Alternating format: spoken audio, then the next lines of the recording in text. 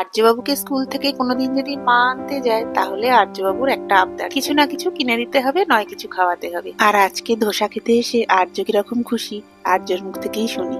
ধোসা খাওয়ার খুশিতে নাচ গান সব দেখিয়ে দিয়েছে। আমি অবশ্য নিজের জন্য একটা ইডলি নিলাম। দোকানটায় বেশ ভিড় রয়েছে, ধোসার জন্য বেশ খানিকটা সময় অপেক্ষা করতে হবে, তাই আর্য খেলো প্লেন ধোসা আর আমি নিলাম ইডলি। রাস্তার ওপারে যে মন্দিরটা দেখা যাচ্ছে ওটা রঙ্কিনী মায়ের মন্দির। খুব জাগ্রত এই মন্দির। শাশ্বত কদিন বাড়ি ছিল না, সেই জন্যই আমি গিয়েছিলাম আর্যকে আনতে। তবে আজকে ফিরছে, লাঞ্চের আগেই চলে আসবে, তাই লাঞ্চটা একটু স্পেশাল বানানোর চেষ্টা করেছি। বানাবো বিরিয়ানি, তবে যেহেতু এটা আর্যকেও দেবো, যতটা সম্ভব সিম্পল করে বানাচ্ছি।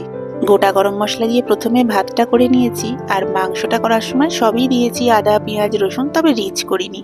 আর এখানে খানিকটা দুধে অল্প একটু কেশর ভিজিয়ে রাখলাম। এবার দমে বসাবো, তার জন্য বেশ কয়েকটা তেজপাতা কড়ার তলাতে দিয়ে মাংসটা দিয়ে দিলাম। এবার ধাপে ধাপে সাজাবো। আমি বেশ খানিকটা পেঁয়াজ ভাজাও দিলাম, তবে এটাকে বেরেস্তা বলবো না, বেরেস্তা আরো ড্রাই হয়। এবার ধাপে ধাপে সাজাবো। প্রথমে ভাতটা দিয়েছি, এরপর বিরিয়ানি মশলা, আলু, কেশর ভেজানো দুধটা দিয়ে দিলাম, আর দিয়ে দেবো ঘি, মিঠা আতর আর কেওড়া জল। এই দুটো আমি অবশ্য স্কিপ করলাম, ও দুটো দিলে আর্যের জন্য খুব হেভি হয়ে যাবে। তবে আমি 1 চামচ শেষে গোলাপ জল দেবো। ব্যাস, লেয়ার কমপ্লিট। এবার চাপা দিয়ে একেবারে লো ফ্লেমে মিনিট 20 এটাকে এইভাবেই রেখে দিয়েছিলাম। মিনিট 20 পরে ঢাকা খুলতেই একদম বিরিয়ানির গন্ধ বেরিয়ে পড়েছে। বিরিয়ানি মশলা আর ঘিয়ের গন্ধটা একসাথে খুব সুন্দর লাগে। প্রথমে আর্যবাবুর জন্য তুলছি, তবে এটাকে বিরিয়ানি না বলে শর্ট বিরিয়ানি বললে নামটা ঠিকঠাক হবে। এই হচ্ছে আর্যর প্লেট, নিয়ে যাই আর্যর কাছে।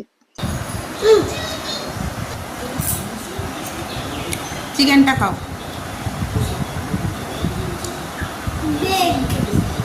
গরম আছে চিকেনটা।